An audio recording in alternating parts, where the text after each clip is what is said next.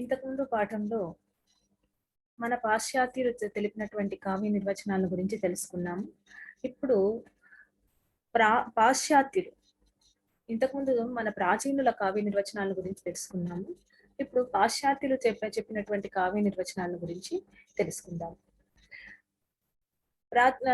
మన ప్రాచీనుల అభిప్రాయాలతో దాదాపుగా ఏకీభవించే విధంగా పాశ్చాత్యుల అభిప్రాయాలు కూడా ఉన్నాయి.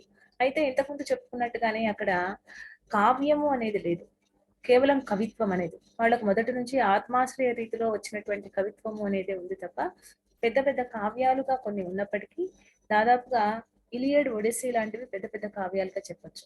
వాళ్ళకి ఎక్కువగా రూపకమే ఉంది. ట్రాజడీ అనేటువంటి ప్రక్రియ చాలా ఎక్కువగా ప్రాచుర్యం పొందింది. అంతేకాకుండా దానితో పాటుగా ఆత్మాశ్రయ రూపమైనటువంటి రొమాంటిసిజం మొదలైనటువంటివన్నీ కూడా అందుబాటులోకి వచ్చినాయి. అయితే పాశ్చాత్య దేశాలకన్నింటికీ కూడా మొట్టమొదటగా సాహిత్యాన్ని గురించి లేకపోతే కళలను గురించి మొట్టమొదటిసారిగా భావించినటువంటి వాళ్ళు లేదా కళలను గురించి చర్చించినటువంటి వాళ్ళు గ్రీకులు. గ్రీకు సంస్కృతి అనేది అత్యంత ప్రాచీన కాలం నుంచి వస్తున్న విషయం మనకు తెలిసిందే కదా. అందుకే మొదట గ్రీకుల దగ్గర నుంచి మొదలు పెడతాం. అందరికంటే ముఖ్యంగా మొదలు సాహిత్యాన్ని గురించి లేకపోతే కళలను గురించి చెప్పినటువంటి వాళ్ళు సోక్రటీస్, ప్లేటో, అరిస్టాటిల్ మొదలైనటువంటి వాళ్ళు ఉన్నారు. ప్లేటో అభిప్రాయంలో ఆదర్శ రాజ్యం అనేది ఒకటి ఆయన చెప్తాడన్నమాట. ఆయన అభిప్రాయంలో కళలు అనేటువంటివి ఆదర్శ రాజ్యానికి పనికిరా. కళ అనేటువంటిది ఆదర్శ రాజ్యాన్ని నిర్వీర్యం చేస్తుంది అనేటువంటిది ఆయన భావన. అయితే ఆయన శిష్యుడైనటువంటి అరిస్టాటిల్ మాత్రము కళలు అనేటువంటివి ఉండాలని చెప్తాడు. కవిత్వం అంటే అనుకరణము అని ఆయన అభిప్రాయం. Poetry is the imitation of imitation అంటాడు. అంటే ఒక ప్రకృతికి అనుకరణకు అనుకరణ అనేటువంటిదే కవిత్వము అని చెప్పి అరిస్టాటిల్ అభిప్రాయం అన్నమాట. సృజన వ్యాపారమే కానీ కేవల అనుకరణం కాదు అంటాడు. అంటే అనుకరణం అంటే ఏంటి? కేవలం ఊరికే మక్కిగా అక్కడ ఉన్నదాన్ని ఇక్కడ ఫోటోలో తీసినట్టుగా చేయడం కాదనమాట. సృజన వ్యాపారము అన్నాడు. సృజన వ్యాపారం అంటే ఏంటి? సృష్టించడము అంటే ఏదైనా ఒక కొత్తగా చేయడం. మన సామాన్యమైనటువంటి లోకంలో ఉన్నటువంటివన్నీ కూడా భౌతికమైనటువంటి విషయాలైతే కావ్య ప్రపంచంలో ఉన్నటువంటివన్నీ కూడా అలౌకికమైనటువంటి విషయాలు అవుతాయి అన్నమాట. అవి ఎందుకంటే వాటికి మరణం లేదు. కావ్యాలకు మరణం లేదు, కావ్యంలో ఉన్నటువంటి పాత్రలకు వీటికి కూడా మరణం లేదు. అందుకే అవి కేవలం వాస్తవాలుగా కాకుండా అవి కాల్పనిక జగత్తులో అజరామరమైనటువంటి రీతిలో ఉంటాయి. అంటే వాటికి మరణం అనేటువంటిది ఉండదన్నమాట. మరణం అనేది ఉండదు. ఎన్ని రోజులు ఎంత కాలం తర్వాత మనం చదివినా కూడా ఆ పాత్రలు కానీ ఆ వాటి స్వభావాలు కానీ మన ముందు సజీవంగా నిలబడతాయి. అది సామాన్యమైనటువంటి ప్రపంచానికి, సాహిత్య ప్రపంచానికి ఉన్నటువంటి పేరు. అందుకే కవిత్వం అంటే అనుకరణము అని చెప్తూనే అనుకరణం అంటే కేవలం అనుకరణం కాదు, సృజన వ్యాపారం.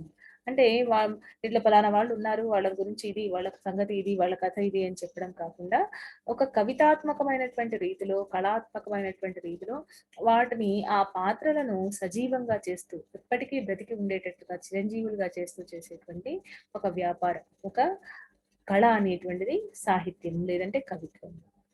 ఆ తర్వాత Samuel Johnson poetry is metrical composition అంటాడు. ఛందోబద్ధమైనటువంటి రచన అంటాడు.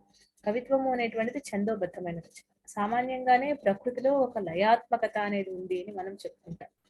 ప్రకృతి నాదాత్మకమైంది, లయాత్మకమైంది అని చెప్పుకుంటాం. మనం ఏదైనా ఒక ప్రశాంతమైనటువంటి ప్రదేశానికి వెళ్ళి కూర్చున్నప్పుడు అక్కడ చెట్లకు గాలికి ఆడేటువంటి ఆకులు చేసేటువంటి సవ్వడి, అదే విధంగా పక్షుల అరుపులు, ఆ తర్వాత గాలి శబ్దము, రకరకాలైనటువంటి శబ్దాలు ఇవన్నీ కలిసి ఒక రకమైనటువంటి నాదగుణాన్ని తీసుకొస్తున్నాయి ప్రపంచానికి, ప్రకృతికి అంతా కూడా. అటువంటి ప్రకృతిలో ఉన్నటువంటి ఆ లయాత్మకత, నాదాత్మకత అనేటువంటి గుణమే కళలు పుట్టడానికి ప్రేరణ అన్నమాట. ఆ కళలు పుట్టడానికి ప్రేరణ అవి కాబట్టి అది ఒక లయబద్ధంగా జరిగేటువంటి పని కాబట్టి మనం సృష్టించుకున్నటువంటి సాహిత్యంలో కూడా ఒక లయాత్మకత అనేది ఉంటుంది. మెట్రికల్ అంటే ఏంటి?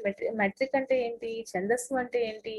కేవలం గురువులు, లఘువులు ఏదో గణబద్ధమైనటువంటి రచన ఇది కాదనమాట. ఒక లయాత్మకత. ఆ లయబద్ధంగా జరగడము అనేటువంటి దారి పక్క చెట్టు కింద ఆరని కుంపటి విధాన కూర్చున్నది ముసల్దొకటి మూలుగుతూ ముసురుతున్న ఈగలతో వేగలేక. అంటే ఇందులో ఒక లయాత్మకత అనేటువంటిది కనిపిస్తుంది. ఛందస్సు అనేటువంటి దాన్ని కూడా పక్కన పెడితే మనకు ఈ మేజర్ చంద్రకాంత్ అనే సినిమాలో ఒక పాట ఉందన్నమాట. ఎవడు రానా భరత జాతిని కప్ప మడికిన తుచ్చుడు, ఎవడు ఎవడా పొగరు పట్టిన తెల్ల దొరగాడెవ్వడు. ఇది ఆ ఖండగతిలో జరిగేటువంటి. ఖండగతి అంటే ఏంటి? ఐదు మాత్రలతో కూడినటువంటి గణాలు ఉన్నటువంటి రచన అన్నమాట. దాని వలన ఒక రిధం అనేటువంటిది ఏర్పడుతుంది. అట్లే లలనా జనాపాంగ వలనా వసదనంగ తులనాభికాభంగ దుఃప్రసంగం అని చెప్పేసి మనకు పద్యాలు. అంటే ఈ పద్యాలలో కూడా ఒక లయ అనేటువంటి గుణాన్ని మనం చూస్తున్నాం తప్ప అందులో గురువులు ఉన్నాయా, లఘువులు ఉన్నాయా, ఏ గురువులు ఎంతవరకు ఉన్నాయి, ఏ గురువులు ఎన్ని ఉన్నాయి, దేంట్లో ఏ గణంలో ఏమున్నాయి, ఇవి కాకుండా ఇవి కేవలం మనము తెలుసుకోవడానికి, నేర్చుకోవడానికి ఉపయోగపడేటువంటి విషయాలు అన్నమాట. టెక్నికల్ ఇష్యూ ఏమంటారు అంటే సాంకేతికమైనటువంటి విషయాలుగా మనం దీన్ని చూడొచ్చు. కానీ అసలు ఛందస్సు అంటే ఒక లయాత్మక గుణము. కాబట్టి కవిత్వము అనేది లయబద్ధంగా సాగేటువంటి ఒక రచన. It is the art of uniting pleasure with truth by calling forth imagination to the help of reason అంటారు. అంటే it is the art of uniting pleasure with truth, సత్యాన్ని ఆనందాన్ని ఐక్యపరిచేటువంటి కళ. ఇమాజినేషన్ అనేటువంటిది అంటే ఊహలు, భావన ద్వారా సత్యము తర్వాత ఆనందము రెండు కూడా కలిసిపోతాయి to the help of reason అని చెప్పేసి ఆనంద సత్యాల ఐక్యాన్ని సంఘటించేటువంటి కళ అని. అంటే సత్యము అనేటువంటిది ఉంటుంది, వాస్తవము అనేది ఉంటుంది, వాస్తవంతో పాటుగా ఆనందము అనేటువంటిది కూడా ఉంటుంది. ఆనందం అనేది ఎట్లా ఏర్పడుతుంది? కళలో రకరకాలైనటువంటివన్నీ కూడా కలిస్తే ఏర్పడుతుంది అనమాట. అలంకారాలు, ఛందస్సు, గుణాలు, రీతులు, ధ్వని, రసము మొదలైనటువంటి ఇన్ని అంశాలు కలిస్తే ఆనందం కలిగించేటువంటి గుణము అనేది దానికి ఏర్పడుతుంది అన్నమాట. కాబట్టి ఈ విధమైనటువంటి అంశాలు దీంట్లో ఉంటాయి, కవిత్వంలో ఉంటాయి అని చెప్పి శామ్యూల్ జాన్సన్ చెప్పారు. అంటే జాన్ స్టూవర్ట్ మిల్ అనే ఆయన ఇంకొక ఆయన ఉన్నారు. What is poetry but the thought and words in which emotion spontaneously embodies itself అంటారు. అసలు కవిత్వం అంటే ఏంటి? థాట్ అంటే ఏంటి? భావాలు.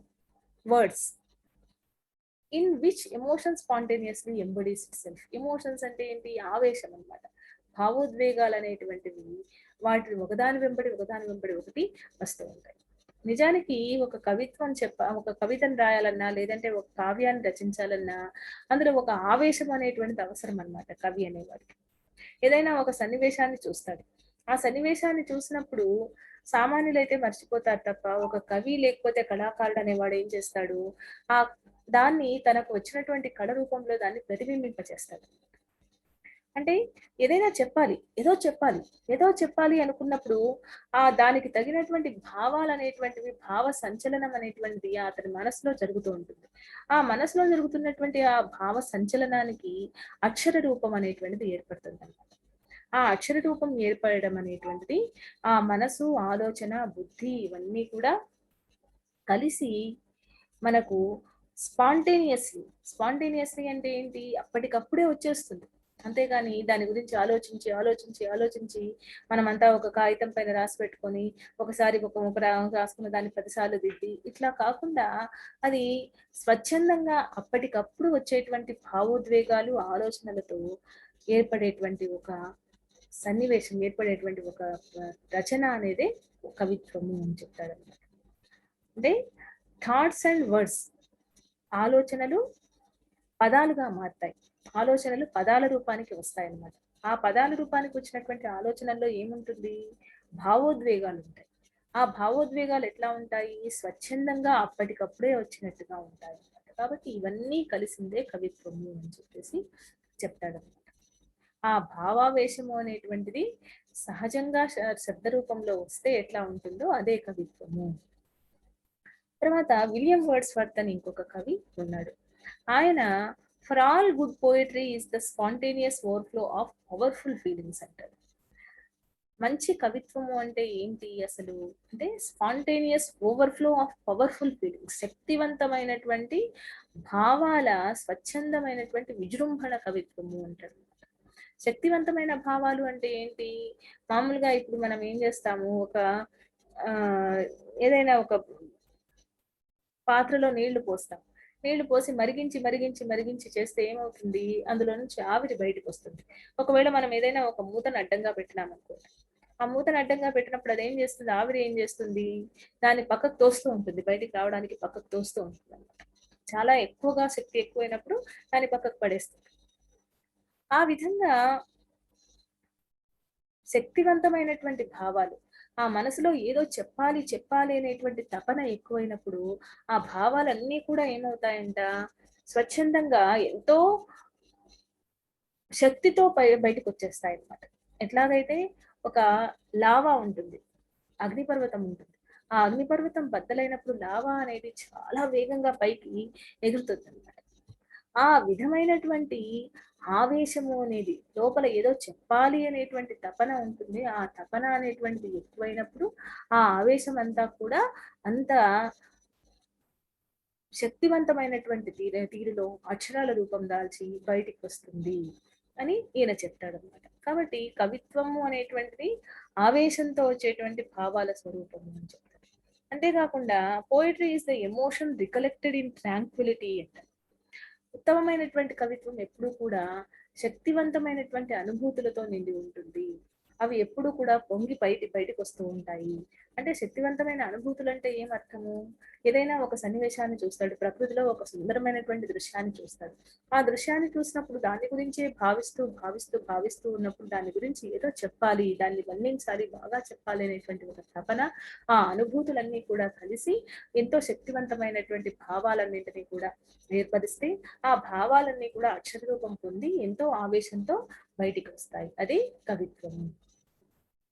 తర్వాత పిబి షెల్లీ అని ఇంకొక కవి ఉన్నాడు. ఆయన poetry in general sense may be defined as the expression of the imagination అంటాడు. పోయిటరీ ఇన్ జనరల్ సెన్స్, సాధారణంగా మనము ఆలోచిస్తే ఎట్లా, కవిత్వం అంటే ఏమి అంటే ఎక్స్ప్రెషన్ ఆఫ్ ద ఇమాజినేషన్, భావానికి ఒక అక్షరాకృతిని కలిగించడమే కవిత్వము. భావం అనేటువంటిది ఒకటి మనసులో ఉంది. భావం అంటే ఏంటి, మనసులో ఉండేటువంటి ఆలోచనల సమూహం అన్నమాట. ఆ ఆలోచన సమూహము అనేటువంటిది ఒక అక్షరాకృతిని పొందడమే కవిత్వము అని షెల్లీ చెప్తారు. తర్వాత హ్యాజ్లిట్ అనే ఒక కవి poetry is the language of imagination and emotion అంటారు. అనుభూతులు తర్వాత భావాలు ఇవి రెండు కలిస్తే, ఎమోషన్స్ అంటే ఏంటి, ఉద్వేగాలు తర్వాత భావాలు ఇవన్నీ కలిస్తే వాటి అక్షరాకృతి ఏర్పడితే అదే కవిత్వం ఉంటుంది. రకరకాలైనటువంటి ఉద్వేగాలు ఏర్పడుతూ ఉంటాయి మనసులో. ఆ ఉద్వేగాలు అనేటువంటి వాటికి అక్షర రూపం వస్తే ఆ అక్షరాకృతి అనేటువంటి కూడా కళాత్మకంగా వ్యక్తీకరించబడితే అది కవిత్వం ఉంటుంది. తర్వాత కార్లైల్ అని ఇంకొక కవి, poetry we will call musical thought అంటాడు. పోయిటరీ అంటే ఏంటి అంటే ఒక సంగీతబద్ధమైనటువంటి భావన, లయాత్మకమైనటువంటి భావన అని చెప్తారు. మ్యూజికల్ థాట్, మ్యూజిక్ అనే దాంట్లో ఒక లయాత్మకత అనేది ఉంటుంది అనమాట. ఆ లయబద్ధంగా వ్యక్తీకరించేటువంటి భావావేశాల అక్షరాకృతి పొందినటువంటి రూపమే కవిత్వము. భావావేశాల వాటికి అక్షర రూపం వస్తే ఆ అక్షర రూపం కూడా లయాత్మకంగా వ్యక్తీకరిస్తే అదే కవిత్వం అని చెప్పి చెప్తారు. తర్వాత కాలరిడ్జ్ అనే ఇంకొక కవి, best words in the best order in poetry అంటే ఉత్తమమైనటువంటి పదాలు ఉత్తమమైనటువంటి అమరికతో ఉత్తమమైనటువంటి కూర్పుతో ఉండడమే కవిత్వము అంటారు. ఉత్తమమైన శబ్దాలంటే ఏంటి అర్థము, ఏ శబ్దాలకైతే కవిత్వ గుణం ఉంటుందో, కవితాత్మకత అనేది ఉంటుందో, భావాన్ని ఎంతో ఉన్నతంగా వ్యక్తీకరించేటువంటి గుణం ఉంటుందో అదే ఉత్తమమైనటువంటి పదాలు. అటువంటి ఉత్తమమైనటువంటి పదాలు ఉత్తమమైనటువంటి రీతిలో అమర్చి పెట్టడము. ఉత్తమమైన రీతిలో అమర్చి పెట్టడం అంటే అర్థం ఏంటి, ఏ విధంగా కవిత్వాన్ని చెప్తే అది అద్భుతమైనటువంటి భావాన్ని ఇస్తుందో, శక్తివంతమైనటువంటి భావాన్ని ఇస్తుందో, పదాలను ఏ విధంగా కూడిస్తే అవి శక్తివంతమైనటువంటి భావాన్ని ఇస్తాయో, ఆ విధంగా కూర్చిపెట్టడమే కవిత్వం అన్నమాట. అంటే మామూలుగా మన ఆహ్, రఘునాథ నాయకుడు మొదలైనటువంటి కవులు చెప్పినారనమాట. చెప్పవలె కప్పురంబులు కుప్పలుగా పోసినట్లు. ఒక పూసలలో ఒక దారానికి ముత్యాల సరాలు ఎక్కించినట్టుగా, అంటే ఒకటి చిన్నది ఒకటి పెద్దది కాకుండా అన్ని చాలా అందమైనటువంటి రీతిలో కూర్చున్నట్టుగా ఆ విధంగా పదాలు అనేటువంటివి ఏరుకొచ్చి పెట్టాలంట. చాలా పరిమళాలు వెదజల్లేటువంటి పదాలను తీసుకొని వచ్చి పెట్టడం ఇదే కవిత్వం అని చెప్పేసి. కాబట్టి ఈయన కాలరిడ్జ్ కూడా best words in their best order in poetry అంటారు. తర్వాత మాథ్యూ ఆర్నాల్డ్ అనే ఒక కవి ఉన్నారు. Poetry is the criticism of life అంటారు. జీవితానికి విమర్శనాత్మకమైనటువంటి వ్యాఖ్యానమే కవిత్వము అంటారు. మామూలుగా కవి అనేవాడు సమాజంలో ఒక భాగమే కాబట్టి, సమాజంలో ఉన్నటువంటి విషయాలే సాహిత్యంలో కూడా కనిపిస్తాయి కాబట్టి, సమాజంలో ఉన్నటువంటి వ్యక్తుల జీవితాలను, వాళ్ళ అనుభూతులను, వాళ్ళ అనుభవాలను, రకరకాలైనటువంటి పరిస్థితుల్లో వాళ్ళు ప్రవర్తించే తీరును అన్నీ కూడా గమనించి, కవిత్వంలో కూడా లేదంటే సాహిత్యంలో కూడా ఆ పాత్రలకు సామాన్యమైనటువంటి మానవ స్వభావాలన్నీ కూడా మనకు కనిపిస్తాయి అన్నమాట. కాబట్టి తన చుట్టూ ఉన్నటువంటి వ్యక్తుల ప్రవర్తన అనేది సాహిత్యంలో ఉన్నటువంటి పాత్రలలో కవి చూపిస్తారు. కాబట్టి ఆ కావ్యాన్ని కానీ, లేకపోతే కవిత్వాన్ని కానీ, లేకపోతే ఒక నవలను కానీ, ఒక నాటకాన్ని కానీ మనం చదివినప్పుడు అందులో ఉన్నటువంటి పాత్రల ప్రవర్తనను పరిశీలించినప్పుడు మనము నిజమే కదా, మనం కూడా ఇటువంటి పరిస్థితులు ఎదురైతే ఇట్లే చేస్తాం కదా అనే అభిప్రాయం మనకు వస్తుంది. అది ఎందుకు వస్తుంది ఆ విధంగా అంటే, కవి తన చుట్టూ ఉన్నటువంటి మనుషుల స్వభావాలని ఆ పాత్రలలో పెడతాడనమాట. ఆ పాత్రలు వర్ణించేటప్పుడు ఆ పాత్రల స్వభావాలన్నీ కూడా మన చుట్టుపక్కల ఉన్నటువంటి మనుషులతో ఎందుకు పోలికగా కనిపిస్తాయి మనకు అంటే, కవి తన చుట్టూ ఉన్నటువంటి మనుషుల ప్రవర్తనను చూసి ఆ పాత్రలను కూడా తయారు చేస్తాడు కాబట్టి. అందుకే ఒక కథను చదివితే, లేదంటే ఒక నవలను చదివితే అందులో నుంచి మనం చాలా నేర్చుకోవచ్చు. మన జీవితాన్ని ఒక విమర్శనాత్మకమైనటువంటి రీతిలో అది విశ్లేషిస్తుంది. ఎందుకు ఈ విధంగా ప్రవర్తిస్తాడు ఒక వ్యక్తి, ఇటువంటి పరిస్థితులు ఎదురైనప్పుడు ఇట్లా ప్రవర్తిస్తాడు, ఏ విధంగా ఉంటే మంచిగా ఉంటుంది, అటువంటివన్నీ కూడా మనల్ని మనము విశ్లేషించుకోవడానికి, ఆత్మ విశ్లేషణ చేసుకోవడానికి కూడా సాహిత్యం అనేది పనికొస్తుంది అన్నమాట. అందుకే జీవితానికి విమర్శనాత్మకమైనటువంటి రూపమే కవిత్వం అని చెప్తారు. తర్వాత ఎడ్గర్ అలన్ పో అనే ఇంకొక కవి ఉన్నాడు. Poetry is the rhythmic creation of beauty అంటారు. లయాత్మకంగా, సౌందర్యాన్ని లయాత్మకంగా వ్యక్తీకరించడమే కవిత్వము అని చెప్పేసి. ఇది మనం ఇంతకు ముందే మనం చెప్పుకున్నాము. కాబట్టి వీళ్ళందరి నిర్వచనాల్లో కూడా ఈ ఎడ్గర్ అలన్ పో చెప్పిన నిర్వచనము బాగుంది అని చెప్పేసి తెలుస్తుంది అనమాట. Poetry is the rhythmic creation of beauty అనేసి. తర్వాత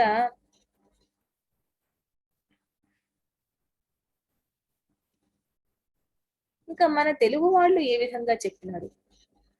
ఇంతకుముందు మనం ప్రాచీనులు అంటే సంస్కృత అలంకారికులు చెప్పినటువంటి నిర్వచనాలను మనం పరిశీలించినాము. ఇప్పుడు తెలుగు వాళ్ళు ఏ విధమైనటువంటి నిర్వచనాలు ఇచ్చినారు అంటే, తెలుగు భాషలో మనకు కవులందరూ కూడా వచ్చినారు. కవులు దాదాపుగా వ్యక్తపరిచిన అభిప్రాయాలన్నీ కూడా సంస్కృత అలంకారికులు చెప్పినటువంటి నిర్వచనాలతోనే ఏకీభవిస్తాయి అన్నమాట. అయితే వాటిల్లో కూడా కొన్ని మంచి వాటిని గురించి చెప్పుకుందాం. ఇవన్నీ 11వ శతాబ్దం నుండి 18వ శతాబ్దం వరకు అన్ని రకాల సాహిత్య ప్రక్రియలు సంస్కృతం నుంచి వచ్చినాయని మనకు తెలిసిన విషయమే. కాబట్టి వాటిల్లో ఉన్నటువంటి విషయాల్ని వీళ్ళు తెలుగులో వ్యాఖ్యాన రూపంలో చెప్పినారు తప్ప వాటికి వ్యతిరేకంగా ఎవరు పెద్దగా చెప్పలేదన్నమాట. అయితే పింగళి సూరన అని ఒక కవి ఉన్నాడు. రాయల ఆస్థానంలో అష్టదిగ్గజ కవుల్లో ఒకడు అని చెప్పేసి చెప్తారు, కానీ ఆయన రాయల తర్వాత కాలంలో ఇక్కడ ఉండేవాడు అని చెప్పి తెలుస్తుంది అనమాట, విజయనగర సామ్రాజ్యం. ఆయన ఒక అద్భుతమైనటువంటి ప్రయోగం చేసినట్టు ఏమి అంటే, అంతవరకు ఎవ్వరూ కూడా కల్పిత రచనలను కావ్యంగా గుర్తించలేదన్నమాట. తెలుగు సాహిత్యంలో మన వాళ్ళు పెట్టుకున్న నియమం ఏంటి అంటే, తెలుగులో సంస్కృతంలో ఉన్నటువంటి రచనలను అనువాద రూపంలో తెస్తేనే, లేదా అందులో ఉన్నటువంటి ఒక చిన్న కథను తీసుకుని దాన్ని పెంచి పెద్ద చేసి రచిస్తేనే అదే ఉత్తమమైనటువంటి రచన. అవి కాకుండా కల్పితమైనటువంటి రచనలు ఏవి కూడా స్వీకరించము అనే ఆలోచన దీంట్లో ఉండేవాళ్ళు కాబట్టి ఆ రోజుల్లో ఒక సాహసం చేస్తున్నాడు అనమాట. కళాపూర్ణోదయం అనేటువంటి ఒక కల్పిత ప్రబంధాన్ని ఆయన రాసినాడు. ఇదొకటే మనకు స్వతంత్ర రచనగా కనిపిస్తుంది. తెలుగులో వచ్చినటువంటి స్వతంత్ర రచన ఇది. ఇంకా వీళ్ళు చెప్పినటువంటి నిర్వచనాలు కూడా దాదాపుగా సంస్కృత ఆలంకారికులు చెప్పినటువంటి నిర్వచనాలు లాగానే కనిపిస్తాయి అన్నమాట. కాబట్టి ఎవరు కూడా మన ప్రాచీన కవులు కానీ లేదంటే శాస్త్ర గ్రంథాలంటే ఏంటి అప్పకవి మొదలైనటువంటి అలంకారికులు కానీ ఎవరు కూడా కొత్తగా కవిత్వాన్ని నిర్వచించాలి, కావ్యాన్ని నిర్వచించాలి అనేటువంటి ఆలోచన వాళ్లకు లేదన్నమాట. ఎందుకంటే సంస్కృతం జనన సంస్కృతంలో ఎల్ల భాషలకు అని మనవాడు నమ్మినారు కాబట్టి సంస్కృతంలో వచ్చినటువంటివన్నీ కూడా మన తెలుగు సాహిత్యానికి దాన్ని అన్వయిస్తూ చెప్పడం వలన మనకు పెద్దగా తెలుగులో నిర్వచనాలు అనేటువంటివి లేవు. కాబట్టి ఇది మన ప్రాచీనులు తర్వాత పాశ్చాత్యులు చెప్పినటువంటి కావ్య నిర్వచనాలను గురించినటువంటి అంశాలు.